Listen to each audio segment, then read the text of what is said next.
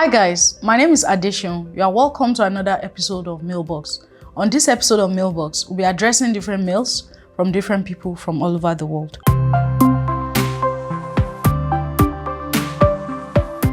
Our first mail today is from Patrick from Ghana. Patrick says, torn between guilt and silence. My wife and I live like roommates, no intimacy. Her mother and younger sister moved in temporarily, and I ended up sleeping with her sister. It started with seduction and I gave in. We had an ongoing affair until she ended it. But one night, someone came into my room.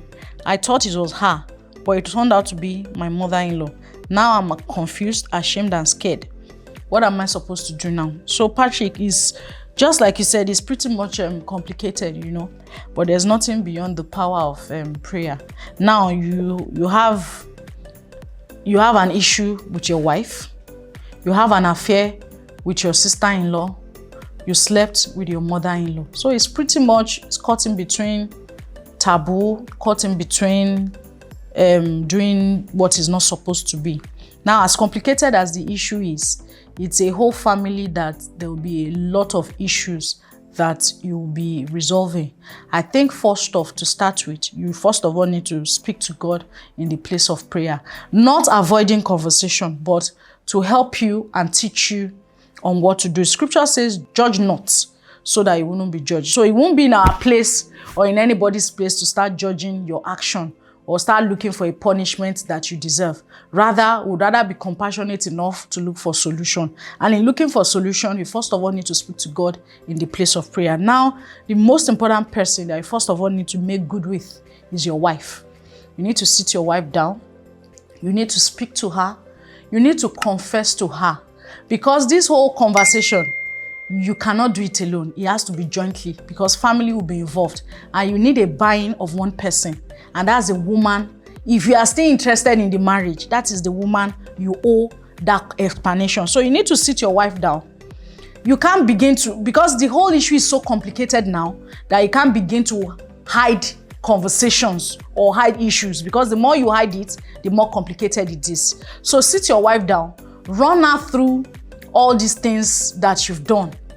Of course, she will be hot. Her reaction would not be the ideal thing. However, pray to God to help you get favor from God and from her so that she will have a forgiving spirit. She'll be kind enough to want to go ahead with the marriage and then to resolve it. Because so for women, is a function of how much love you have from your partner. There's actually no sin or there's no taboo or no issue that cannot be resolved if genuinely the person you are dealing with is somebody that loves you or that is in love with you. So if you speak to her, of course, initially a reaction might look some sort of funny way. However, over time, if she comes around, and I hope and I pray she would come around to understand that conversation. Now, you now take the conversation on your sister-in-law and then your mother-in-law. Now, another part of it is that you need to work on yourself, because it's a lot of self-damage you are doing for yourself because of your own acts. You are really destroying relationships. You are destroying home. In the first place, you and your wife can't be living as roommates, because there must be, the elements of marriage, intimacy is part of it. So that you need to first of all revive it. Another conversation is that you must learn self-control. And you can't do this thing by yourself, because all the urge that you're having to be sleeping with other party at the expense of other things, you have to pray against it. And you can't do it by yourself. So it's beyond you saying, no, I have to be disciplined, I have to stay. You must pray about it, that God should help you, because you really need a lot of prayer. So it's a long conversation, Kwame. So Patrick from Ghana, I hope you've been able to get one or two tips on how to resolve this issue. You have to take it once. You can't mobile up the resolution. It has to be one thing, then the other. I pray God will help you.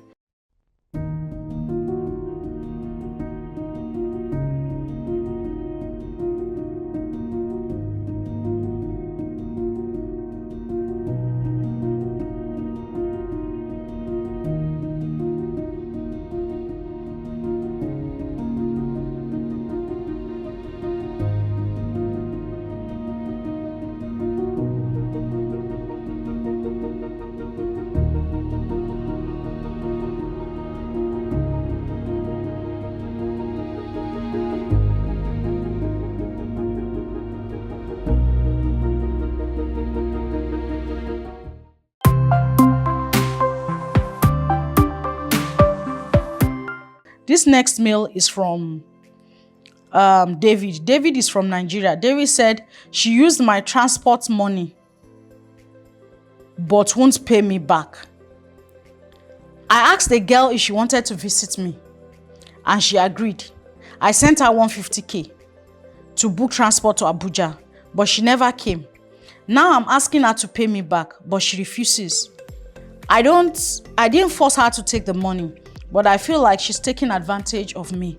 What should I do? Should I keep asking or I should just let go? I asked the girl if she wanted to visit me. So before you will ask a person, anybody, for a visit, we want to believe that there's a bit, if it's not even a lot, there'll be an element of friendship, relationship, or even if it's an acquaintance, right? So if that fact is established, then it now became transactional, you know, that she needed transport and you sent her 150,000. So in this age at time, if you can actually afford to send somebody that you really do not know 150,000 for transportation, then it means I would want to assume that you have a lot of money or you have enough funds to throw around, because of course anybody that can't really afford so much won't want to. Now the next stage is that she refuses to come. You didn't force her to take the money. You feel like she's taking advantage of you. What should you? There's nothing you can do. Your money is gone. That's the truth about the matter. Do you want to call the police or you want to report her? The truth about the matter is, so even out of this your conversation, when you show people, whether it's an act of kindness or you try to help people and they pay you back in some sort of a different way, as a child of God, you need to learn to let go of certain things. You know, there's really nothing you can do. If you keep asking her, she keeps giving you the same story. There's nothing you want to do. It's not as if she even lives where you live. If she says the person is coming to meet you in Abuja, maybe the person is coming from Port Harcourt or from Benin or from Abuja, whatever the case is. Probably in the first place, she didn't even want to come. Or maybe there are even issues that she needed to explain to you. So for you to next time, the important thing also is that you should begin to place value into people that you are sure of. So a lot of us or a lot of people try to start investing in some people that you know is not even sure. Although there's really nothing that's really sure in life in itself. However, before you do certain things, the people you are doing with, you must be doing things with people that are credible.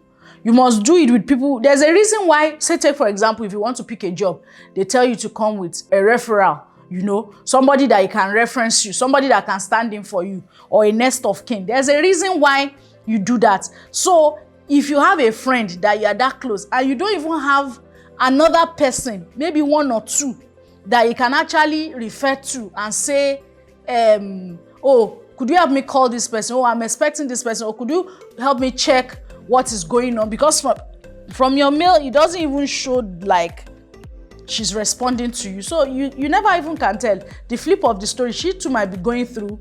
You don't know, maybe she misplaced her phone, or probably she even came to Lagos in itself and she couldn't find her phone, so there might be different stories around it. But if the story is not what I'm thinking, I think subsequently, for any relationship or friendship you are going for, ensure that there are people that they have reference, there are people that have pedigree, there are people that they are responsible no matter the conversation. And I'm sure by the time you start doing things like that, you start doing your due diligence, things will make sense for you. So I would advise you should let go. David, I hope I've been able to address your mail.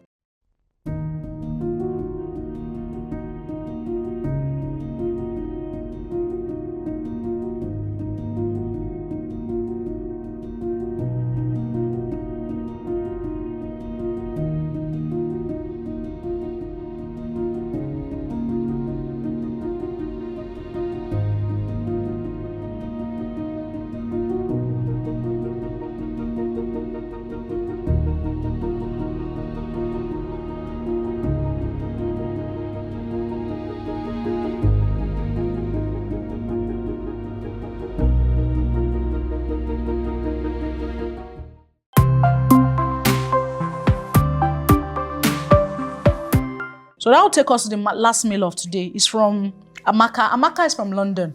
Amaka said, I confronted my friend and now she's ghosting me. I confronted my best friend about rumors she's been spreading behind my back. Since then, she's ignored my calls and messages. Did I go too far by calling her out on social media?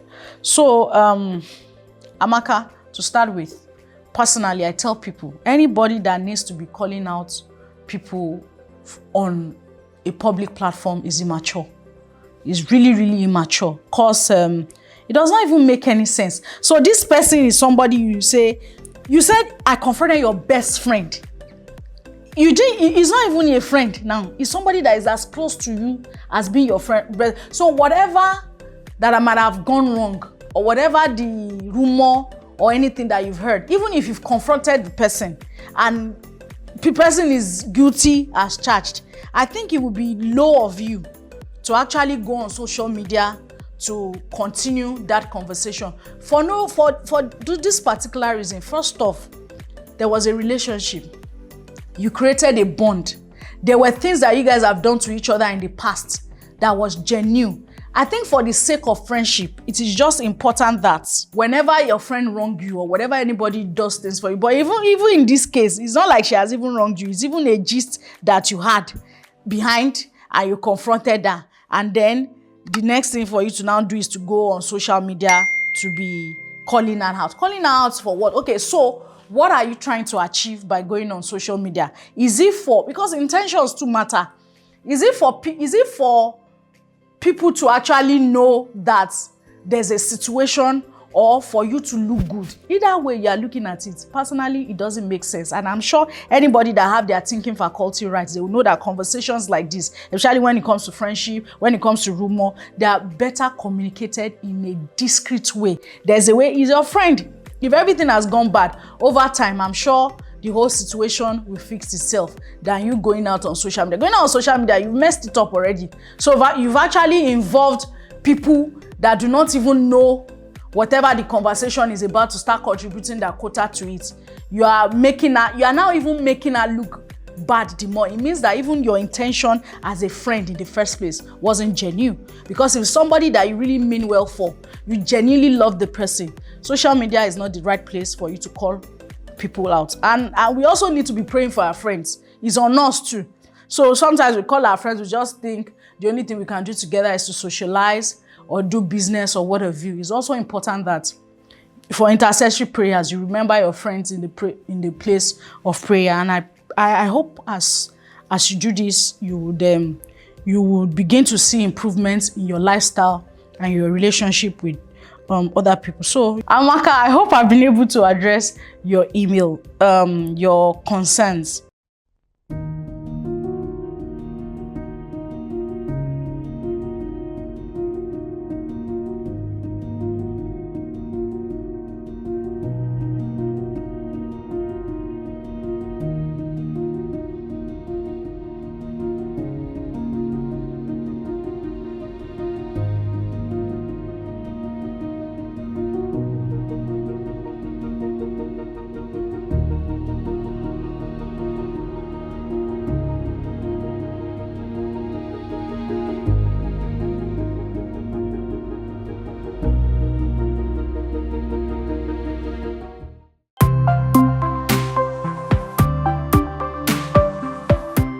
So that will be all on this episode of Mailbox. Till next time, my name is Adeshan. God bless you.